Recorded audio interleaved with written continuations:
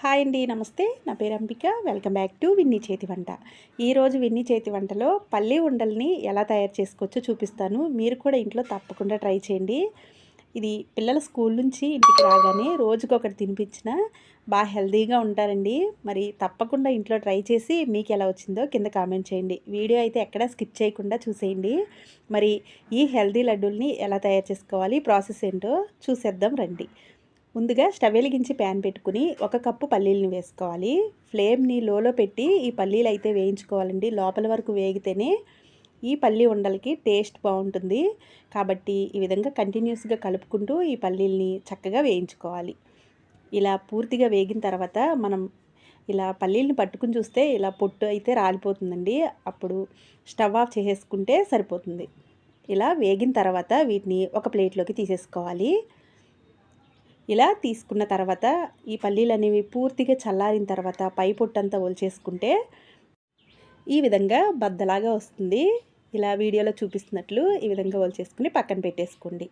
ఇప్పుడు స్టవ్ వెలిగించుకుని అదే ప్యాన్ పెట్టుకుని దీనిలో 1 కప్పు పల్లీలకి అదే కప్పుతో 1 కప్పు బెల్లం వేసుకోవాలి. మీరు స్వీట్ ఎక్కువ తింటే నిండుగా వేసుకోండి, కొంచెం తక్కువగా తింటే కొద్దిగా తగ్గించి తీసుకోండి.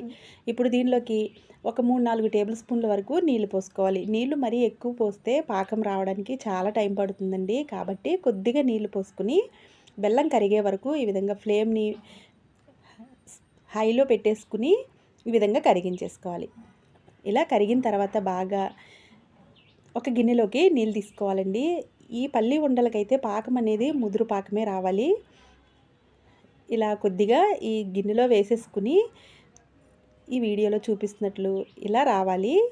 ఉండలాగా వస్తే మనకి పాకం అనేది రెడీ అయిపోయినట్లేనండి. ఈ విధంగా ఉండలాగా వచ్చి ఇది గట్టిపడాలి కాబట్టి మరి కొద్దిసేపు ఈ విధంగా కలుపుకోవాలి. ఇలా కలిపిన తర్వాత దీనిలోకి 1 టేబుల్ స్పూన్ యాలకుల పొడి వేసుకోవాలి. నేను ఇక్కడ పంచదారను ఒక 3 యాలకుల్ని వేసి మిక్సీ పట్టుకున్నానండి. తర్వాత 1 టేబుల్ స్పూన్ నెయ్యి కూడా వేసుకుని ఈ విధంగా కలుపుకోవాలి.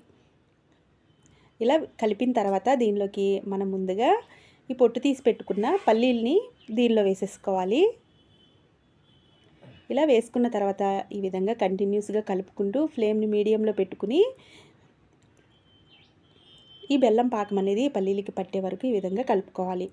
ఇలా కలుపుకుంటూ ఉంటే ఇది గట్టిపడుతుందండి.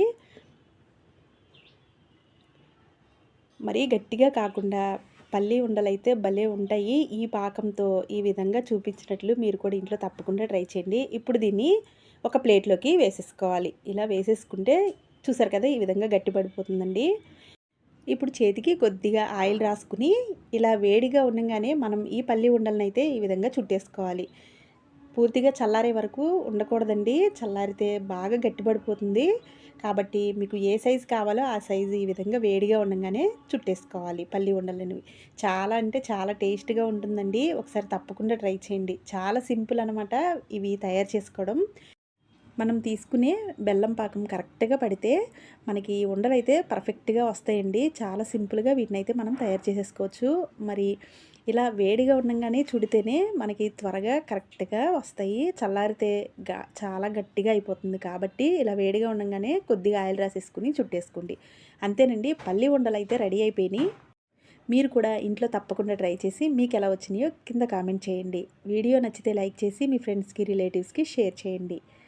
ఇలాంటి మరిన్ని వీడియోస్ కోసం మా విన్నీ చేతి వంట ఛానల్ని సబ్స్క్రైబ్ చేసుకోండి. Thank you for watching.